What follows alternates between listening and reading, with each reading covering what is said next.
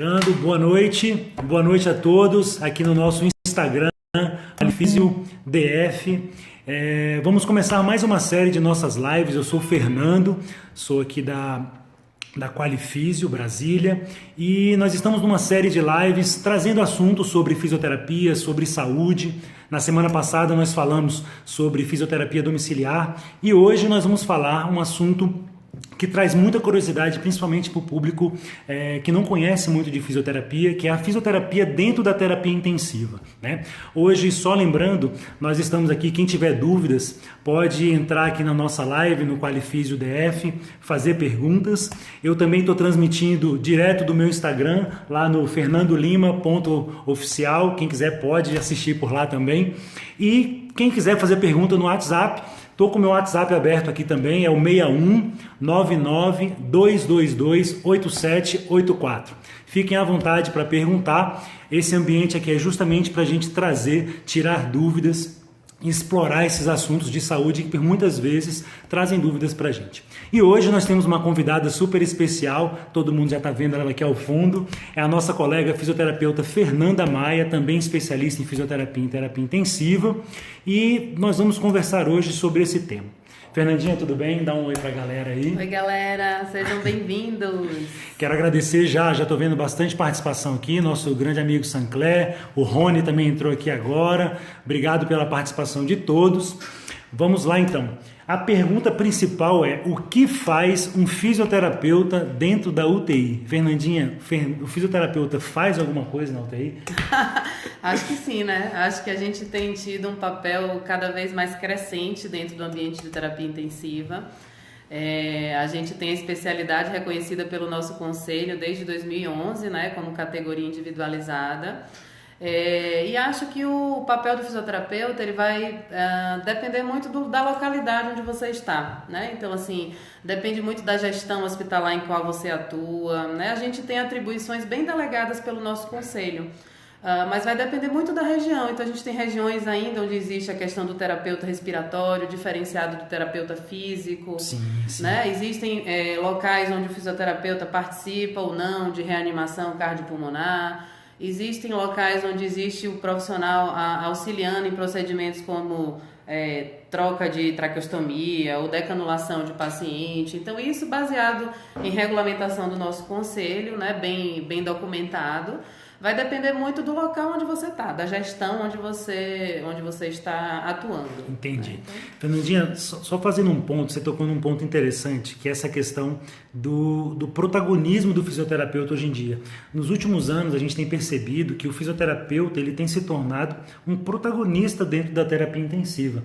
Ele passa, junto com os demais profissionais, ao médico, enfermeiro, né, todos os outros médicos, todas as outras especialidades, a ser muito protagonista na reabilitação e na recuperação desse paciente dentro da UTI, inclusive acelerando o tratamento e evitando que esse paciente que chega muito debilitado fique cada vez mais debilitado na UTI.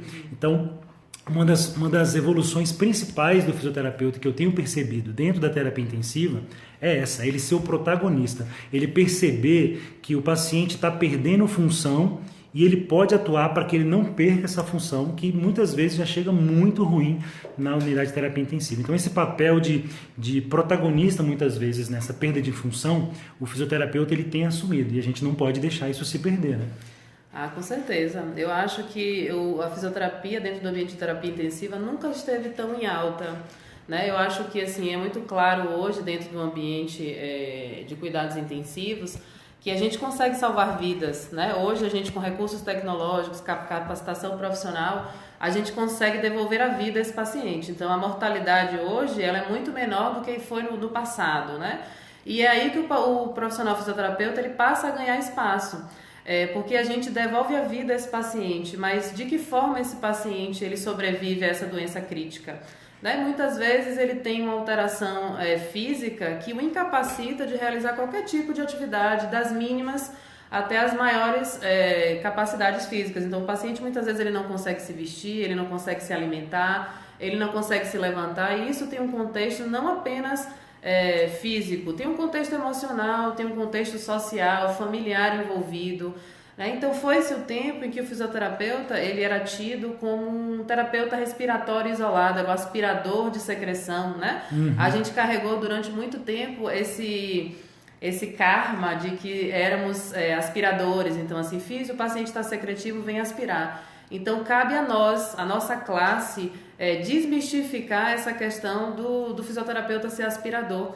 A aspiração, ela é sim um dos nossos recursos terapêuticos, mas é uma via final da condução de um projeto, de um tratamento que vai sendo produzido ao longo de um tempo, né? Então, reabilitar esse paciente, devolver função a esse paciente, estabelecer metas de tratamento, minimizar o impacto que esse tratamento pode produzir na vida do paciente, né? É necessário, muitas vezes, o tratamento, e esse tratamento ele induz o paciente a perder capacidade física mesmo, perder mobilidade. Então, é aí que o fisioterapeuta entra como profissional especialista. Então, não tem dentro do ambiente de terapia intensiva outro profissional capacitado para identificar esses quesitos, essas questões e traçar um plano direcionado com estratégias muito bem definidas, para que esse paciente possa ter uma qualidade de vida na saída dele da UTI, no momento da deshospitalização, no momento do retorno dele para casa.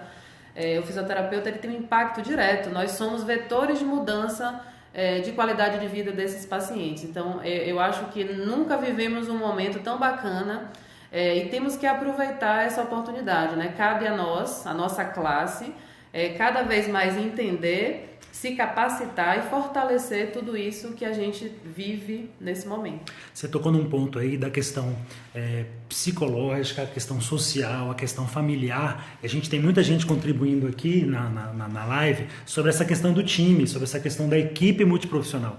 E é uma coisa que eu sempre costumo falar para quem eu conheço dentro de UTI, que UTI não adianta ter um profissional isolado, né? Aquele cara que sabe tudo e que quer resolver tudo sozinho. Não adianta.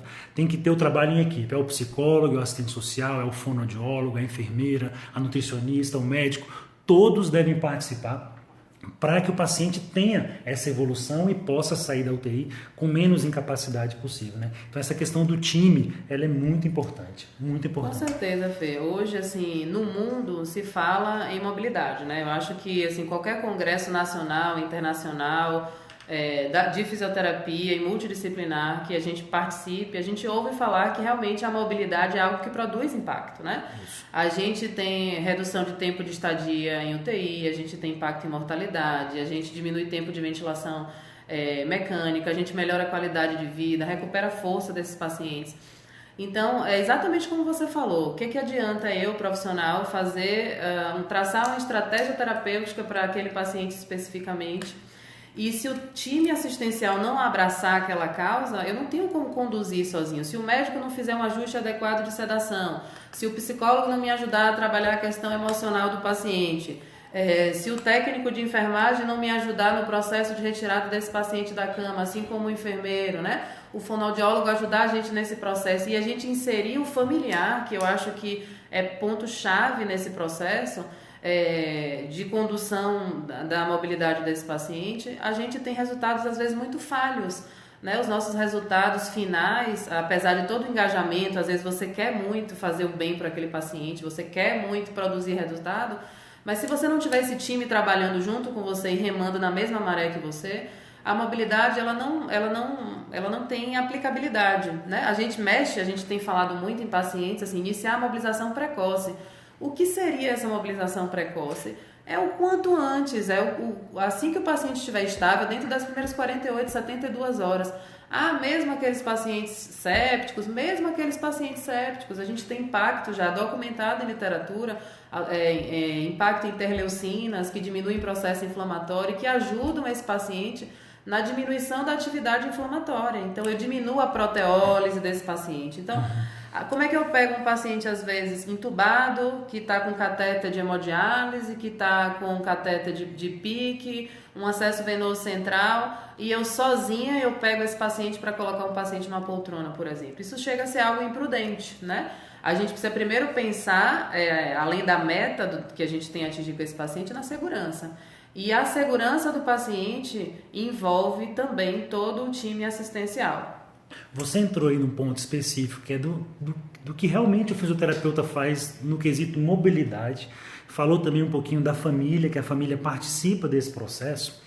Então, especificamente, quais os principais tratamentos que a gente tem hoje, quais são as principais técnicas mesmo que o fisioterapeuta se utiliza dentro de uma UTI? Eu falo da família porque muitas vezes a própria família ela cria uma angústia de saber que o paciente está internado naquele ambiente, né, que muitas vezes parece frio, né, porque está sem a família, e a família fica assim, meu Deus, mas o meu parente, meu filho, a minha mãe está na UTI, está fazendo fisioterapia, mas como que é isso? Ele está se mexendo, ele está se movimentando, né, ele está muito grave. Então, explica um pouco para a gente essa questão do tratamento que o fisioterapeuta dá aos pacientes, né, e como que a família ela pode ver e vivenciar isso de uma forma diferente.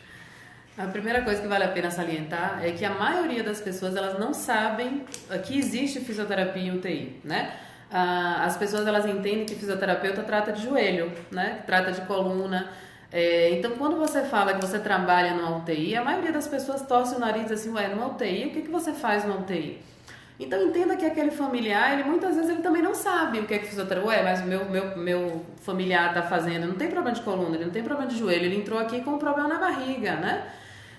Então eu acho que esse contato com a família é extremamente importante, porque a gente está cuidando daquele ente querido dele que está lá, e se ele não acreditar e não abraçar a causa, não tem o que você faça, não tem proposta terapêutica que você ofereça que esse paciente vá aderir, né? Se ele não acreditar no que você precisa e no como aquilo vai ser importante para ele, assim como o seu familiar, ele não adianta nenhuma florzinha no seu tratamento. E o acreditar requer confiança, né? E o paciente confia na família, né? Então exatamente. A família precisa participar disso, né? Então a gente tem, na verdade, diversos recursos hoje a nosso favor, né? Então assim, a gente faz aquela divisão fisioterapia respiratória e fisioterapia motora meramente burocrática, né? A título de convênio, a título de instituição, muitas vezes isso foi conduzido ao longo do tempo, mas a maioria das vezes não existe uma separação entre a fisioterapia respiratória e a fisioterapia motora, né? Então, quando você faz uma intervenção motora, automaticamente você já está tendo um impacto respiratório para esse paciente. Então, quando você coloca um paciente para caminhar, por exemplo, você já está produzindo aumento da capacidade residual funcional, variação de fluxos, aceleração de fluxo, alteração da percepção de dispneia desse paciente. Então, muitas vezes, você não precisa pedir para o paciente respirar fundo, né? Porque é uma conduta que ela se torna irrelevante naquele momento. Ele está tão prejudicado que às vezes você pede para ele levantar as duas pernas, ele já vai ter que respirar fundo para fazer isso, né? Exatamente, né? Então, assim, eu acho que o profissional fisioterapeuta, ele é um profissional especialista e capacitado para traçar a sua estratégia sem medo, né? O primeiro passo é diagnóstico. A gente não trata o que a gente não diagnosticou, né? Exatamente. O médico, ele não dá um remédio para dor de cabeça se o paciente está com dor na barriga. Da mesma forma, o fisioterapeuta ele tem que pensar. Então, quando eu faço um diagnóstico bem feito, quando eu avalio qual que é a alteração funcional do meu paciente, eu tendo a traçar um plano bem definido e que produza resultados assertivos. Eu vou basear o meu tratamento no meu diagnóstico fisioterápico. Com certeza. E aí, através disso, você escolhe a técnica que é necessária para aquele paciente. Então, se você tem uma alteração de complacência pulmonar, né? Se a alteração é específica na complacência pulmonar, com impacto na oxigenação, existe urgência de intervenção nesse paciente, sim ou não?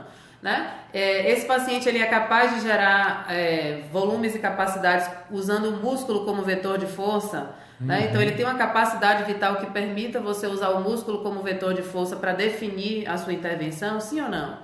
Esse paciente ele é capaz de cooperar com você? Né? O que adianta você dizer assim que você vai pegar uma vovozinha de 98 anos, acamada, que tem Alzheimer avançado e vai fazer padrões ventilatórios com essa vovó? Qual é a aplicabilidade disso? Essa vovó ela vai saber fazer padrões ventilatórios, ela precisa de padrões ventilatórios. Então, eu acho que o fisioterapeuta ele precisa perder um pouco mais de tempo diagnosticando para que você possa estabelecer um plano terapêutico eficaz para esse paciente. E aí, retomando aquela pergunta que você tinha feito lá no início, como explicar isso para a família? Traz a família para perto, faz a família experimentar um atendimento seu, faz a família tirar todas as dúvidas, né? A família é parceira, a gente às vezes tem medo de fazer uma intervenção com a família perto, o que a família vai pensar? Não, eu acho que quando a gente tem segurança, quando a gente tem domínio sobre aquilo que a gente está fazendo, a gente pode perfeitamente trazer a família para perto. A gente precisa muitas vezes de braço, né, para tirar o paciente da cama. Então, por que não ser a família? Por que não já treinar a família para que em um momento oportuno, mais para frente, quando esse paciente puder ter alta, a família já saiba como lidar com esse paciente para dar continuidade a esse processo de independência familiar no cuidado desse paciente em domicílio. Então, eu acho que a fisioterapia ela tem esse papel fundamental. A família faz parte desse processo. O plano terapêutico ele tem que ser individualizado. Muitas vezes a gente recebe um paciente que clinicamente tem o mesmo diagnóstico, né? O diagnóstico clínico, às vezes eu tenho 2 pacientes que internam na minha UTI com um quadro de pneumonia. E é nítido para o fisioterapeuta que às vezes a mesma pneumonia, o mesmo tipo de bactéria, o mesmo tipo de acometimento no lobo X lá, produz impactos completamente diferentes em 2 pacientes. Então, a sua conduta ela vai ser a mesma para os 2 pacientes? Era o que a gente estava conversando. Não tem receita de bolo. Eu posso ter 2 pacientes com pneumonia, um vai conseguir caminhar, o outro não vai conseguir nem levantar, nem sentar na cama. Né? Então, acho que essa questão da individualização do diagnóstico é justamente para a gente tratar essa meta. Né? Ó, esse tem pneumonia, é um diagnóstico clínico. Mas esse com pneumonia, ele caminha. Então, eu vou botar ele para caminhar. Esse outro com pneumonia, ele não consegue nem sentar na cama. Então, nesse eu vou sentar na cama primeiro para depois levantar. Então, essa linha de tratamento, ela vem do diagnóstico. Né? E é muito engraçado, assim, às vezes a gente vê acho que todo mundo já deve ter vivido essa experiência de dizer assim, físio, aquele paciente está com a tosse horrível, você não vai fazer nada, não? Ué, mas a tosse é a maior forma de você estimular a higiene brônquica desse paciente. É a forma mais independente. Então, se ele está conseguindo expectorar, não é um momento de urgência, de intervenção sua. Muito pelo contrário, o seu foco agora vai ser outro, porque a secreção ele está conseguindo tirar sozinho, ele está conseguindo dar conta de fazer essa toalete brônquica sozinho. Então, assim, para estabelecer plano terapêutico, o primeiro passo é o diagnóstico. Diagnosticou, avaliar a técnica que você vai utilizar, né? Se existe urgência ou não de intervenção. Então, para escolher uma técnica, você primeiro precisa pensar em capacidade de cooperação, capacidade de usar o vetor de força músculo. Então, assim, você vai usar o incentivador num paciente que tem uma capacidade vital baixa, ele não vai conseguir executar aquele movimento que você espera da forma correta. Sim. Né? Capacidade de cooperação, de compreensão da técnica que você vai utilizar. É viável ou não você usar aquela técnica? Né? E instituição onde você trabalha. Eu posso dizer para você que a melhor forma de tirar a secreção de um paciente é usar uma máquina de tosse, por exemplo. Na sua instituição não tem uma máquina de tosse. Ou você não domina o manuseio com a máquina de tosse. Então, assim, a melhor intervenção é aquela que se encaixa em todos esses quesitos. E o que serve para um, muitas vezes não serve para o outro. Então, se o fisioterapeuta ele tiver em mente todos esses passos bem detalhados, a chance dele produzir um impacto positivo após a sua intervenção ela é muito grande. Entendi. Né? A gente tem algumas perguntas aqui, vamos tentar responder algumas. Estão perguntando aqui, paciente inconsciente, ele precisa fazer fisioterapia na UTI? Olha essa pergunta. Paciente inconsciente, ele precisa fazer fisioterapia? Então, antes de falar desse paciente inconsciente, eu queria puxar um outro gancho, que é gerenciamento de tempo em UTI. Né? Então, eu acho que hoje o profissional assistencial ele vive uma grande dificuldade, que é o gerenciamento do seu tempo. Muitas vezes, dentro de um plantão de 6 horas, ele tem 10 pacientes para dar conta, ele tem diversos quesitos burocráticos a serem cumpridos e ele não pode perder de foco principal o seu paciente, né?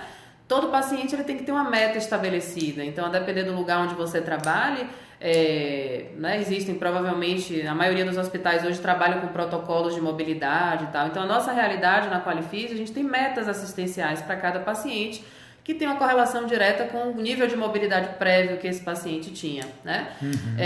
Então, ao receber o seu plantão e ter que gerenciar o seu tempo de atendimento em 10 pacientes, é importante que você estabeleça prioridades, né? E dentro dessas prioridades, a gente pode levar em consideração esse paciente que o Fernando está sinalizando como inconsciente, né? O primeiro passo é perguntar inconsciente em que sentido? Inconsciente no sentido neurológico, porque ele teve uma alteração clínica neurológica e o deixou incapaz de cooperar, incapaz de interagir, ou se esse paciente está inconsciente porque ele está usando uma dose alta de sedação, né?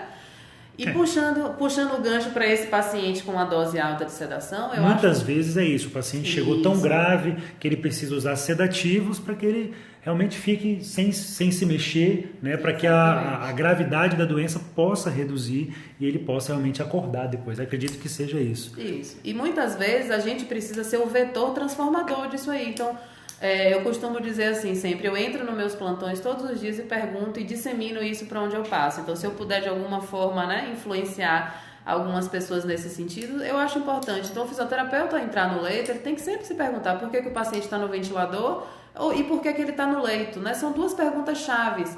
Porque se você souber dar essas duas respostas, você foge do risco de deixar o seu paciente passar batido e simplesmente tocar um plantão.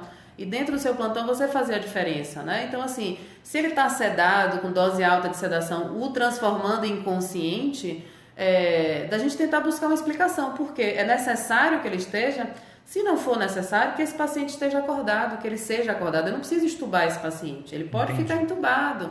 Né? A gente sabe disso, tem muito trabalho sendo publicado. O paciente ele caminha entubado, ele pode sentar entubado, ele pode ficar na poltrona, ele pode escovar os dentes entubado, né? Então... Isso é interessante a gente ressaltar que às vezes o paciente está inconsciente porque está sedado, que está com alguns sedativos.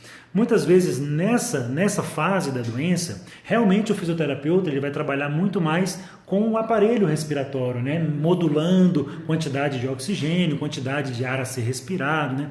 E já começar, se possível, colocar esse paciente sentado, colocar esse paciente de pé, né? Mesmo com o respirador artificial, mesmo com o ventilador mecânico interligado a ele. Então, quando você diz que a gente precisa ser esse propulsor, é a gente já começar esse trabalho, mesmo ele estando consciente, mas que a gente possa ultrapassar essa fase o mais rápido possível, tirando a sedação, e aí ele possa acordar, e acordado, aí entra toda aquela nossa gama de possibilidades de tratamento, envolvendo a família, envolvendo outros profissionais, como perguntaram aqui da interdisciplinaridade, né? Que pode vir o fonoaudiólogo, pode vir o psicólogo, a família. Então, passou do estado de inconsciente, aí o nosso trabalho ele começa a ficar realmente muito mais encorpado, e mais encorpado, né?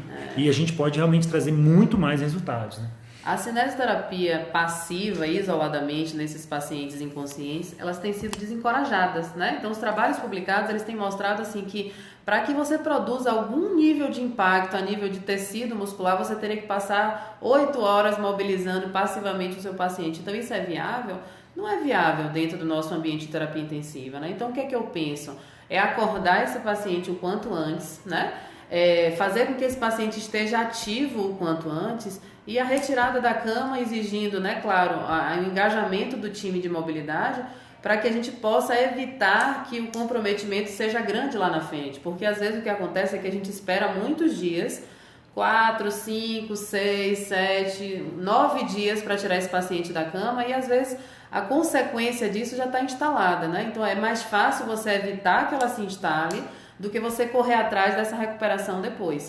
Trabalhar com a prevenção Exatamente. Vai ser muito melhor do que deixá-lo muito tempo, mesmo inconsciente, sem se mexer, sem se mobilizar. Ele vai perder muito mais força e depois a gente não consegue recuperar isso, né? Com certeza. Eu tenho duas perguntas aqui, uma do Sancler, ele está perguntando aqui sobre a proatividade dos fisioterapeutas hoje em fazer essa transição, né? Ou seja, esse protagonismo do fisioterapia em incentivar e motivar a equipe todos os dias de manhã de saber qual paciente que eu posso tirar a sedação e voltar a consciência dele e trabalhar. E eu emendo essa pergunta numa outra pergunta que a gente tem, o que um fisioterapeuta precisa ter para trabalhar em UTI? Acho que dá para a gente linkar essas duas perguntas. Tudo bom, Sam? A gente estava falando agora há pouco, antes de entrar, a gente estava falando de você, inclusive, sobre o gerenciamento de tempo, né? O Sancler é um colega muito querido que está morando em Natal agora, fazendo a diferença dele lá. Trabalhou com a gente. Trabalhou com a gente durante muito tempo e está com certeza influenciando muito positivamente a galera em Natal. E o Sancler ele fez uma pesquisa informal nas redes sociais dele há pouco tempo atrás, exatamente sobre essa questão do gerenciamento de tempo que a gente estava falando agora há pouco, né? Então, dentro da estimativa que ele fez, o atendimento para cada paciente seria de 36 minutos, dividido em partes burocráticas. Então, 7 minutos de passagem de plantão, 5 minutos de visita multi, 7 minutos de evolução, e no final das contas sobravam acho que 11 minutos, se eu não me engano, para assistência propriamente dita, né? Muito pouco. Então é muito pouco. Então como é que a gente pode gerenciar esse tempo e estabelecer estratégias para que o nosso paciente possa ter as metas atingidas, evitar tudo isso que a gente acabou de falar, todas essas complicações que a gente acabou de falar, e a gente possa ter um resultado positivo no final, né? Então esse engajamento que o Sancler está perguntando aí sobre a questão da motivação da equipe multidisciplinar, gente, ele é essencial. A gente tem que entender também que dentro do ambiente de UTI, o enfermeiro ele tem as atribuições dele, né?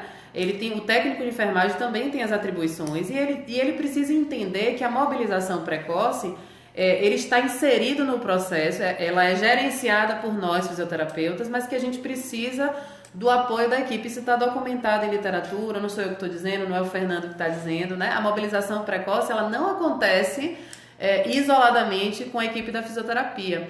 Então, o engajamento dessa equipe multi, tanto do próprio colega, eu acho que bons exemplos, eles são motivadores, né? Então, se eu vejo o meu colega de manhã fazendo tudo o que ele pode por aquele paciente, se eu chego no meu plantão e eu já converso com a equipe da enfermagem, olha, esse paciente vai para o banho, tem condição de ir para o banho, a gente vai junto levar esse paciente para o banho. Esse paciente aqui, depois que vocês fizerem higiene, a gente vai colocar ele na poltrona, né? Então, esse engajamento da equipe multidisciplinar, ele é essencial. Não tem como o fisioterapeuta conduzir a mobilização precoce de forma isolada. E essa realidade é fora do papel, né? Vamos dizer assim. Quando fala-se de proatividade, né, que é a pergunta que o Sancler fez, eu costumo dizer que muitas vezes, para você trabalhar na UTI, você não precisa ser o melhor profissional tecnicamente, saber todas as fórmulas, saber todas as técnicas.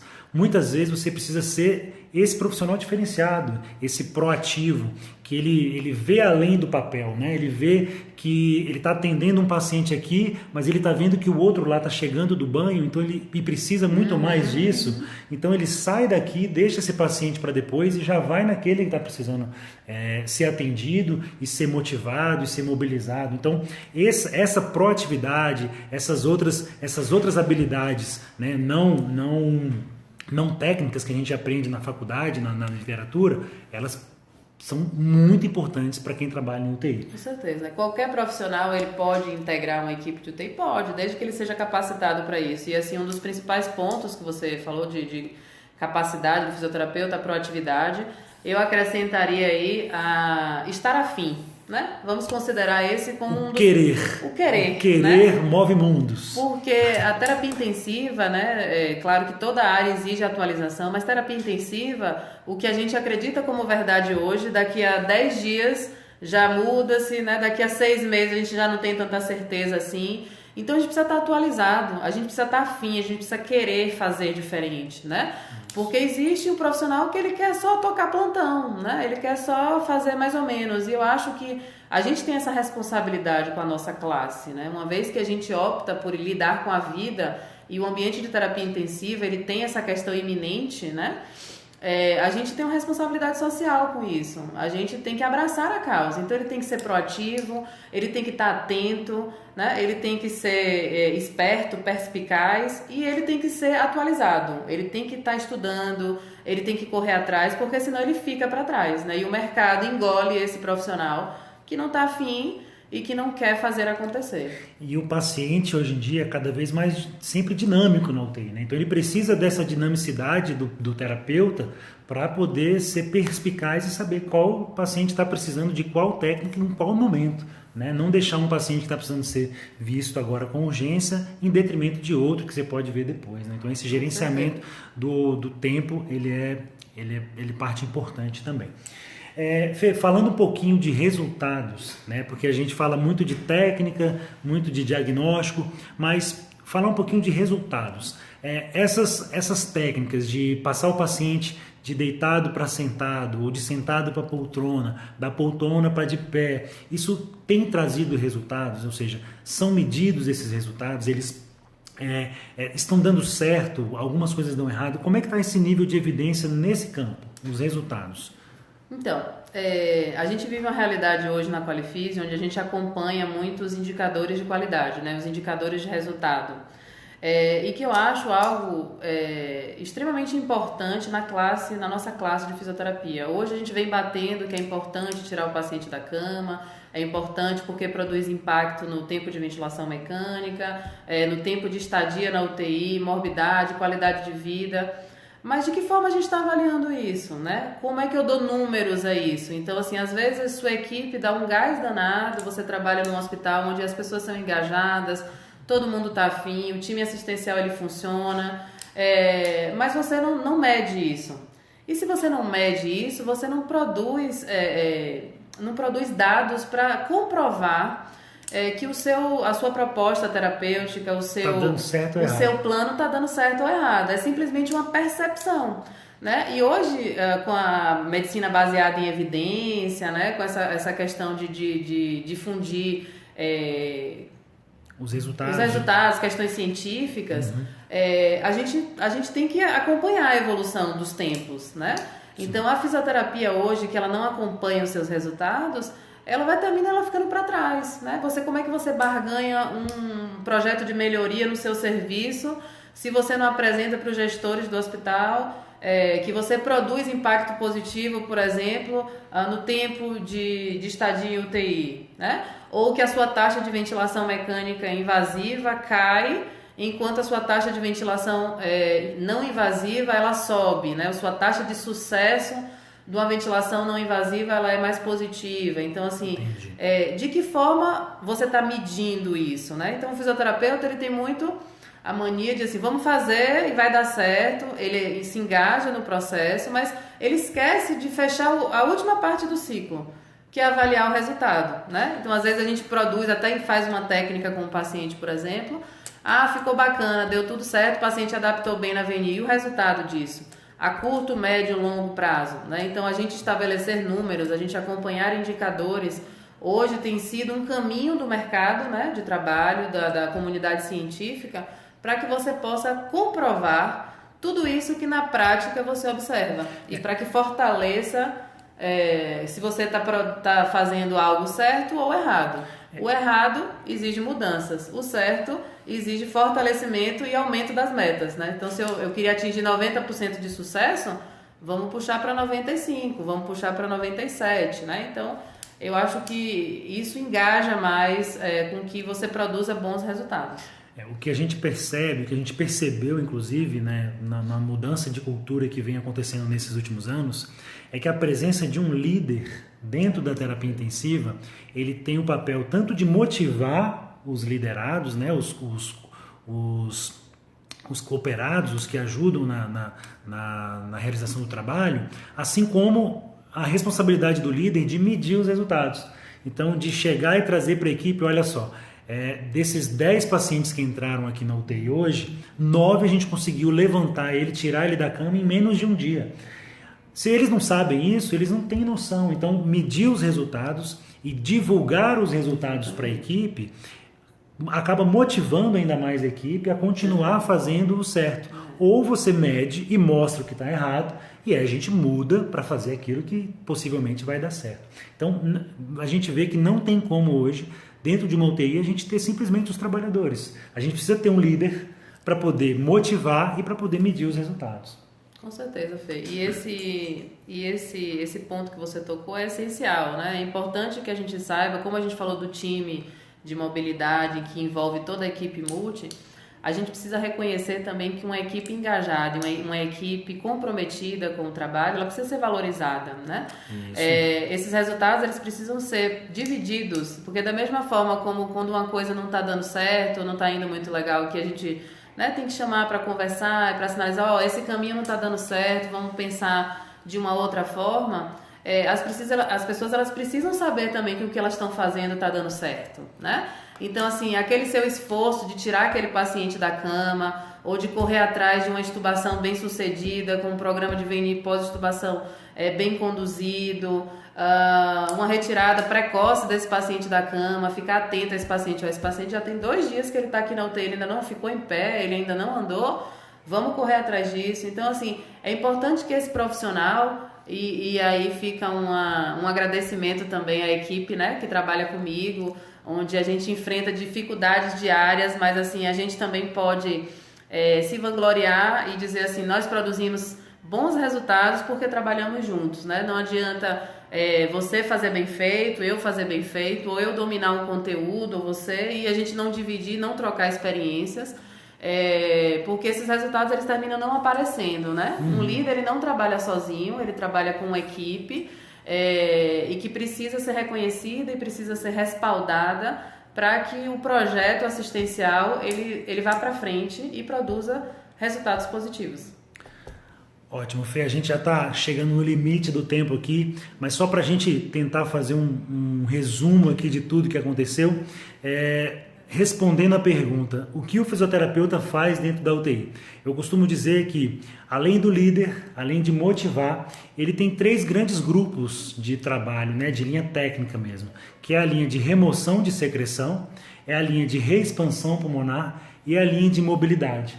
E não dá para eu trabalhar essas 3 muitas vezes separado, né? Eu vou trabalhar essas 3 juntas. Então eu vou fazer exercícios, atividades, onde sentar um paciente, botar ele numa poltrona, botar ele de pé, botar ele para caminhar, eu vou estar trabalhando esses 3 grandes campos de atuação da fisioterapia dentro da UTI. Eu acrescentaria aí treinamento muscular respiratório. Pronto. Porque eu acho que é uma linha de pensamento que a gente precisa fortalecer, né? Eu acho que às vezes a gente esquece um pouquinho, a gente trabalha muito com o músculo periférico apenas e a gente esquece que muitas vezes a dependência do paciente do aparelho ela tem relação direta com a diminuição de força muscular respiratória. Ótimo, ótimo. Vamos para os nossos agradecimentos finais. Eu queria agradecer a todos vocês por estarem acompanhando a gente aqui nessa série de lives, de assuntos que nós vamos discutir e fazer um agradecimento especial à nossa colega Fernanda, que esteve aqui com a gente, nos ajudando aqui nesse tema tão pitoresco, e a gente fala com propriedade porque a gente trabalha em UTI, então a gente gosta muito desse tema, mas a gente deixa aberto aqui, inclusive, para quem quiser sugerir novos temas para as nossas próximas lives. Fiquem à vontade, utilizem as nossas redes sociais, o @QualiFisioDF, para quem quiser. Inclusive, aproveitando o tema da aula passada, do tema passado, que foi fisioterapia domiciliar, quem conhecer alguém que precisa de fazer fisioterapia em domicílio ou não está próximo de algum, não consegue ir até alguma das unidades da Qualifisio, podem entrar em contato que a gente vai até a residência para poder atender o familiar ou a pessoa que estiver precisando. E se precisarem de alguma dúvida, se nós não soubermos responder, a gente procura um especialista que possa ajudar nesse tema de fisioterapia em UTI ou de qualquer tema na área de saúde. No mês que vem, no mês de outubro, é o Outubro Rosa, né? Então temos 2 temas específicos sobre as mulheres aqui para o mês de outubro, e não percam as nossas próximas lives, vão ser temas especificamente de mulheres. Tem palavras de agradecimento? Queria agradecer a participação de vocês, agradecer o Fernando e a equipe da Qualifisio pelo convite. É nós. Obrigada aí todo mundo que ficou online com a gente nesse pequeno tempinho aí. E queria dizer assim que eu acho que a fisioterapia ela precisa cada vez mais ser fortalecida. E isso depende de cada um de nós. Eu acho que se cada profissional, ao assumir um plantão, ao pensar em fazer diferente por aquele paciente, pode ser um paciente, às vezes a gente pensa assim, temos 10 pacientes, mas se você fizer a diferença de um paciente, 2 pacientes naquele seu plantão, você fortalece a profissão, você fortalece você com a equipe multidisciplinar, fortalece o seu grupo e produz um impacto mais positivo na vida do paciente, né? Então eu acho que somos sempre vetores modificadores na capacidade física do paciente, na qualidade de vida dele. Então, assim, a gente produz um impacto muito positivo. Então, pensemos sempre na frente, pensemos sempre adiante. Obrigado, Fê. Então, continuem nos seguindo nas nossas redes sociais, @QualiFisioDF no Instagram. O nosso site é qualifisiodf.com.br. Muito obrigado, boa noite a todos e até a próxima. Tchau, tchau, galera. Obrigada.